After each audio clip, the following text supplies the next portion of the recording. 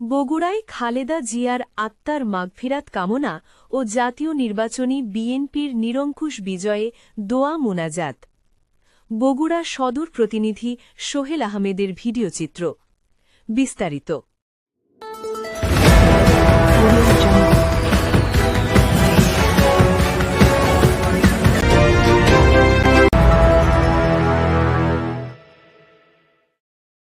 সাবেক প্রধানমন্ত্রী বেগম খালেদা জিয়ার আত্মার মাগফিরাত কামনা এবং জাতীয় সংসদ নির্বাচনে বিএনপির নিরঙ্কুশ বিজয়ে বগুড়ায় দোয়া মোনাজাত করা হয়েছে।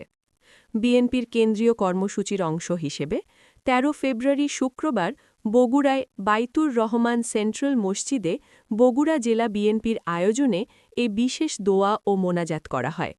মোনাজাতে উপস্থিত ছিলেন বিএনপি চেয়ারম্যানের উপদেষ্টা পরিষদ সদস্য একেএম মাহবুবুর রহমান, সাবেক এমপি মোহাম্মদ হেলালুজ্জামান তালুকদার লালু, বগুড়া জেলা বিএনপির সভাপতি রেজাউল করিম বাদশাহ, সাবেক সভাপতি ভিপি সাইফুল ইসলাম, নবনির্বাচিত সংসদ সদস্য মোশাররফ হোসেন, আলী আসগর তালুকদার হেনা, জয়নাল আবেদিন চান, ফজলুল বারী বেলাল, অ্যাডভোকেট সাইফুল ইসলাম, শহীদ নবী সালাম, কেএম খায়রুল বাশার, শেখ তাহাউদ্দিন নাহিন, মসজিদ কমিটির সাধারণ সম্পাদক আলহাজ তোফাজ্জল হোসেন, জেলা যুবদলের সাধারণ সম্পাদক আবু হাসান, শহর যুবদলের সভাপতি আহসান হাবিব মমি, সাধারণ সম্পাদক আদিল শাহরিয়ার গোর্কি, জেলা ছাত্রদলের সভাপতি হাবিবুর রশিদ সন্ধান, আরিফুর রহমান দীপন ক্রিয়া সম্পাদক, বগুড়া জেলা সাবেক ছাত্রনেতা মহিদুল বারী মুন্না,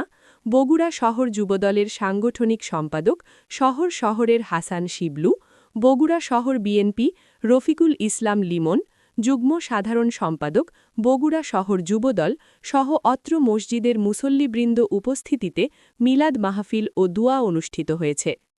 চলনবিলের সময়ের প্রতিচ্ছবি।